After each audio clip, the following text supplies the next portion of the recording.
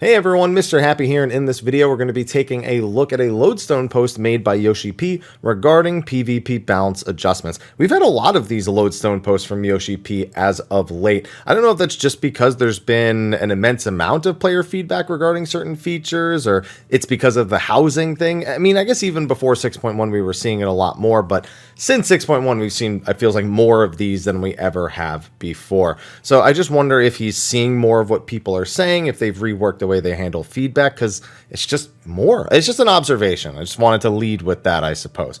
But this is in regards to some changes that were made in 6.11a, both in how they were done, as in like how quickly they were done, what goes into PvP balance adjustments, and the specific adjustments that were made and his opinions on them. Now, before we even get into that, exciting news, patch 6.15 is confirmed for Tuesday, June 7th. People have been wondering when that's going to be, especially with their adjustment from a 3.5 month to a 4-month development cycle. And that's approximately where I expected it. Once we got 6.11a, I figured it would be 2 more weeks before we saw 6.15. And in case you haven't been keeping up, patch 6.15 has 3 confirmed quests at the moment: the Emeliant's delivery quests, the Hildebrand return, as well as the Arcasadara tribal quests. So we still don't know when Omega or Tataru are. They could be in this patch. They could be in a 0.16 or 0.18. We'll just have to wait and see.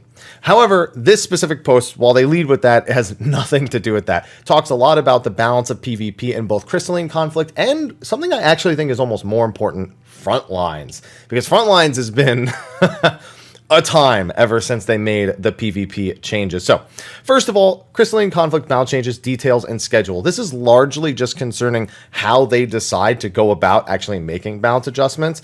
First of all, he's really glad to see that a lot of people are trying Crystalline Conflict, even people who never PvP'd before. They've been monitoring data sets to implement balance changes and provide improvements to the new mode of PvP.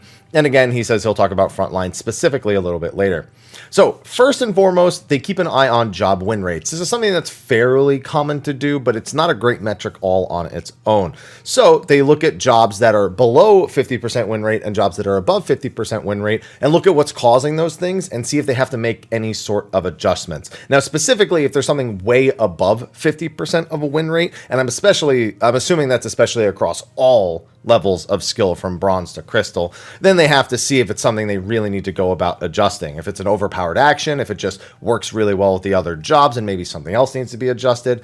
They look at these are common things in PvP games. It's just we're not used to hearing about them with Final Fantasy XIV. So they specifically look at that. If it's over 50%, they go, okay, we need to make sure that this isn't just people playing it more. So we need to make sure it's not overpowered. I'm sure White Mage has an over 50% win rate, but actually, who knows? It would have a pretty close to 50% win rate if it's always on both teams. No. That's not how it works. Anyway, specifically looking at jobs with a much lower than 50% win rate, they don't just look at making a weak job stronger. They look at what makes it unique in PvP and then try to improve that aspect of it to improve its chances of victory. So it's more about looking at, okay, Samurai, Zentetsuken, the counterattack, being able to bind some. They look at all these individual elements, the combo elements, and they might go, okay, we need to change this. Or White Mage, maybe it's got all these defensive abilities, these heals, but it's also got way too much crowd control and stun. Maybe you tone something back there. What makes that job unique to PvP are the things they look at improving when it's under 50%. At the end of the day, we hope PvP matches are decided based on players' knowledge of the jobs, both their own and their opponents, their strategic execution of both offensive and defensive actions, and their ability to understand and adapt to teams with which they are randomly matched. In other words, did your guard snapshot quickly enough? Something they definitely still need to address, but not something that I think is addressed anywhere in here. However, that's the kind of experience that they are looking for. Now, for job usage rates, another factor they look into, they have to separate it. Like win rates, we separate these statistics by category and only consider data for matches where players of differing jobs compete against each other. However, unlike our stance on win rates, our goal is not to equalize the rate of job usage. This is very important because a job can be incredibly good, but not a lot of people pick it up because it may not be easy enough enough to play, or they may not understand it, or it may be intimidating, not unlike PvE jobs, which is fitting given the job that will be discussed later in this update. So we believe players should choose their jobs based on their personal preference, which naturally fluctuates. Instead, we look for in job usage rates are instances of extreme bias that may indicate a particular job is easier or harder to use, which in turn may implicate a greater underlying issue. Kind of just what we were talking about right there, but they specifically want to see if it is an issue, if there is one, not that it is automatically one based on those things. When a certain job seems significantly more or less palatable to players, we both review player feedback and engage in matches ourselves to investigate any issues present in action balance or the job's fundamental mechanics. As previously stated, we try to preserve each job's individuality when applying changes, such as introducing comparable weaknesses to jobs that seem distinctly advantaged, while bolstering those that may need support. Important bit in that is they engage in matches themselves. Now, Yoshi-P has actually been playing across the JP data centers in PvP on Black Mage, but what's weird is people only reported running into him in the Crystal tier, so people wonder if he basically had himself boosted to Crystal to play with the highest tier players, and he's apparently winning some, losing some, but that's all a mystery. That's all conjecture at this point. The point is, the devs themselves will hop into live matches to see how they're playing out, and then see if that determines what kind of advantages or disadvantages are being played. Good way of doing it instead of just keeping to the development side, because you actually need the players' involvement as much as possible here, especially without a private test server of some kind. Now, balance change schedule, as we received overwhelmingly positive feedback in Crystalline Conflict in 6.1, they wanted to implement balance changes as soon as possible. I think that was a good idea. Some people are a little put off by quick balance changes. I think it is important to show the community that you want to make balance changes quickly and not sit on them for months and months and months. Now, PvE, on the other hand, they tend to do that. They sit on what are considered mild or moderate things, even if a lot of players don't like it, such as the Kai-10 change for Samurai. We rarely ever see quick reversals of things or changes to things based on that. So this, they're trying to showcase that the development team themselves are interested in it, because we all know that a lot of the community doesn't think the dev team is interested in it. So that, I think, was super, super important. However, as 14 is a project that requires constant and simultaneous development of a wide array of content, our patch release schedule is both incredibly detailed and decided far in advance. For example, players may have received patch 6.11a on Tuesday, May 24th, but our developers had to finish their adjustments and implementation by Friday, May 6th. Technically, the 7th, they extended it because they were insistent upon working down to the wire to deliver the most comprehensive update possible within the given time restrictions. So we now have kind of a loose schedule in regards to, and this honestly shouldn't be that much of a surprise to anyone, how long in advance certain things are decided for patches. In this case, a little bit more than 2 weeks, about 2.5 weeks. I'm honestly kind of surprised it's not even closer to the wire than that, to like a week and a half. But for this particular patch and this particular set of changes, that is what they went with. And it's just good to hear. I like getting those kind of little details. Now, the balance changes in PvP in 6.11a were based on data and player feedback. Since they were received by May 6th, any issues that have arisen since then wouldn't be addressed till the following update. So anything that happened between May 6th and May 24th is a non-factor in regards to how they would have decided to implement it in patch 6.11a. As developers, we have an ever-present desire to adjust and correct even the smallest issues. However, reality dictates that any changes we make needs approximately 2 weeks of debugging, translation, and implementation, patch note creation, changes to the job guide, and more. So just some of the reasons why they have that roughly 2-week deadline. The changes made in 6.11a were particularly extensive and implemented on relatively short notice, causing many players to lament their inability to enjoy and explore the nuances of Crystalline Conflict in the state it was released. What? Who cares? Get balance changes in. Don't complain about that. If you're just mad that you wanted to keep riding your win streak, all right? That's if the job's OP, you want to keep riding the win streak, and if not, you wanted to prove it because you're like, oh, I'm playing a job nobody plays a bunch. Let me see if I can get to Crystal. No, just come on. Balance changes are more important than your pride and your honor in this one. Reflecting on this, we acknowledge that waiting to release all necessary adjustments in 6.15 would have been a better solution than hurrying to release an intermediary patch the way we did. I don't entirely agree. I think they could have waited. I don't think there was any major demand for it. But again, if you have something ready or you want to have something ready, better to show that the dev team is actively interested than holding back, which means they're probably going to hold back a little bit more going on into future updates. When it comes to PvP changes, at least. We'd have had more time to verify and test our prospective changes, ensuring they resulted in balanced gameplay. Now, this is going to be important for the next part. We will keep in mind for future updates and strive to deliver the most stable and effective balance changes we can going forward. Now, All of that is a precursor to the Black Mage buffs that were given in 6.11a, which were massive. I went into Crystalline Conflict. First match or two, I had to figure out what I was doing.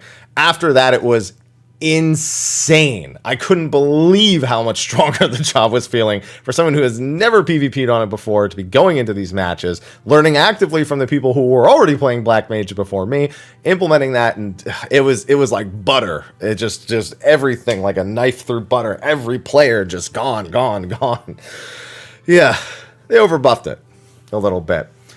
By means of both data explained in points 1 and 2 and extensive player feedback, we became aware that as of Friday, May 6th, the Black Mage was exhibiting the lowest usage and win rates across all categories. It had a victory of 14%. It had a 14% lower rate of victory than the job with the highest win rate. Now, without knowing what the actual top win rate job is, it's safe to assume it's probably around 56 to 57%, and there's a couple of jobs that could be. 14%, not the worst. I mean, that's 42 or 43%, probably worth a mild investigation. I think that's reflected in the rest of this.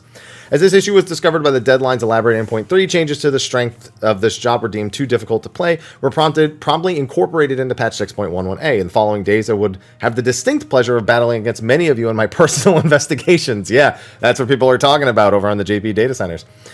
So here he just kind of goes on to say what the point of playing Black Mage is, what its challenges are, and what its advantages are. That being said, in the hands of a skilled PvP combatant, the Black Mage has more than enough potential to excel in battle. In other words, if you're having trouble on it, get good. Yoshi-P, I love when Yoshi-P just comes out and says, no, it's fine for the most part, maybe something, but if you're good, you'll be good. I love it every time he does that. These impressions, however, were gleaned after 6.11a had been sent off for finishing touches. So after Friday, May 6th, and before the patch was actually incorporated, and ultimately resulted in an overpowered Black Mage. By adding a heavy effect, giving Paradox multiple charges, otherwise decreasing cast times, the Black Mage was granted an undeniable advantage, which we intend to revert in a future patch. We will also be reducing the level of defense granted by the limit break action Soul Resonance. So a lot of the Black Mage PvP changes are going to be reverted. Now, I don't think all of the changes necessarily should be reverted. I think that there is some degree of giving the job a better fighting chance when it is the focus, which Black Mage has a major issue with. It's not like a traditional PvE backline job where you can just stand far away, especially with the way the maps are designed. So first of all, it looks like they're reducing the level of defense granted by Soul Resonance. They gave them APOC. It's 20% defense, probably going to be brought down to 10, but it sounds like they're keeping it. That's something that was brand new, and they're keeping it, but they're lowering the effectiveness. However, I think the Nightwing change is probably worth reverting. I think the 50% heavy on the AoE was massive. I think the potencies of Flare and Ice and Blizzard, or I should say Flare and Freeze, probably worth reverting, but I would like them to take a look at the potency of the Fire Dot, because I think that it's too attractive right now to spam Ice. While there are definitely opportunities to go about applying the dot and applying pressure, I think Ice still is a little too much of the I have just complete control over everything, and maybe that deserves being looked at. The double Paradox stacks, I think a lot of burst in that, and that's the reason they kind of want to revert that. But I actually think of all the changes that I probably wouldn't revert, it would be the multiple Paradox charges. I think it gives them a lot of power inside Soul Resonance, and I think that's the main reason why they're going to be reverting it. But I think outside of Soul Resonance, sorry, I got something in my eye. I think that it is reasonable enough that it gives Black Mage a lot more, a much more reasonable way of accessing power inside of Supercharge, or whatever it's called. I always forget what it's called. I just call it Super whatever. Yeah, so, but I can see why. And the cast time changes, I kind of get again why they're reverting them, but I still really liked them. So that's another one I wouldn't be too surprised to see them keep. But they say they're reverting all that, so I guess we don't need to care. There's my 2 cents on them not needing to revert all of it, just maybe revert most of it, like 90% of it. I'd like to emphasize the Black Mage is experiencing no preferential treatment by being specially mentioned here. So everyone likes to joke that, of course, it's Yoshi-P's main, so it always gets love and attention and buffs, and it's always super clean and everything. But Black Mage has never really had that great of a reputation in the past. It's always been a job that people kind of covet those who can play it well, because it's so frightening and intimidating in PvE, even after years of giving it mobility buffs and ways of accessing its power and just cleaning up its play. It still has that stigma. I think PvP kind of carried on with PvE from that, and these changes made people jump on it it, realize it was actually kind of strong, but take comfort in all the changes and the power that it gave them instead of actually learning how to play it properly. I feel like that's somewhat synonymous with my experience with it when I hopped in after the buffs. So I get what he's saying. There's no preferential treatment. He doesn't want people to think that because he's Yoshi-P, he gets all the Black Mage stuff for himself. And I'm going to be honest, anyone who actually believes that, kind of silly. But let's also be honest, nobody's going to believe him when he says no preferential treatment. You should, because I think there are other jobs in the game that are not Black Mage historically, including before the changes that happened just recently, that have way more power than Black Mage does. And this is being reverted, so again, I think if it was preferential, they wouldn't have even covered that in the first place. But this is also, all of these things they've listed could happen to any job. They could have balance changes that are incorporated, and then they realize within the 2-week period that they could have improved it. And that's why they're going to be looking at the workflow process to make sure that doesn't happen in the future. That being said, that's what they had to say about crystalline conflict. Now, Frontlines has been a different kind of problem for PvP, because unless you're a summoner or a scholar, your life is hell. And I'm not going to lie, even if you are a summoner or a scholar, your life is probably hell, because you're probably against an army of summoners and scholars. What are you going to do about it? So they actually say they're going to be making some adjustments that are exclusive to Frontlines, just because it's a completely different type of battlefield. A lot of the ways that the actions are incorporated give jobs clear edges over other jobs. So this is going to be really interesting to see what this ends up looking like. And it gets me a little more excited for Rival Wings, because we know they're rebalancing that right now. And a lot of these kind of adjustments will be kept in mind for that. So I want all modes of PvP to be enjoyable in Final Fantasy XIV. Currently, I only mildly enjoy some Frontlines modes, and I really enjoy Crystalline Conflict. The more of that I can enjoy, the better the lifespan of the game looks, the more things I have to do, and that's just good. That's just what you want out of the MMO that you're playing. So I'm glad to see them giving it specific attention, especially the frequency of limit break usage, which again, these are Frontline specific changes they're going to make. We've already begun making the above changes to ensure they can be implemented for 6.18, but have more specific changes in mind for Frontline and 6.2 and beyond, including functionality allowing us to make further Frontline specific adjustments. So it sounds like a lot of back-end stuff, so it's easier to adjust specific things for Frontlines instead of adjusting them overall and then responding to the way that they're used in Frontlines.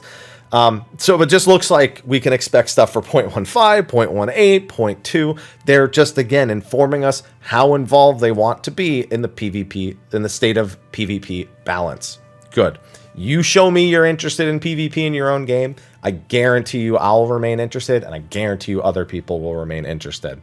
Our aim is not only for these changes, but all changes we make to Frontline in the future to preserve what makes the mode special. Casual, large-scale battles where players have the freedom to change their job at will, no strict role requirements. In other words, not Summoner and Scholar everywhere. I'd like to apologize once more for how long it has taken us to address the state of balance in Frontline. Though it will take time, we plan to review play records, and once we have decided on appropriate adjustments, have them tested and implemented. Your continued patience is greatly appreciated. That's run-of-the-mill standard stuff. Our miscalculation in the PvP balance adjustments have caused a great deal of frustration. Have they? I had a lot of fun. I guess the other 5 people on the other team, maybe not as much fun.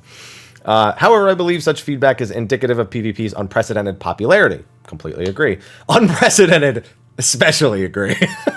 As with our story quests and other PvE content, rest assured, we will do our utmost to make PvP in 14 experience everyone can continue to enjoy. Yoshi-P, Naoki Yoshida, Final Fantasy XIV producer and director. And that's it. That's the post. Just going over all of the ways that they are working on adjusting PvP. I will say one thing. At the beginning of the video, I mentioned how Yoshi-P himself has been doing a lot of these posts covering specific things. I'm not going to lie.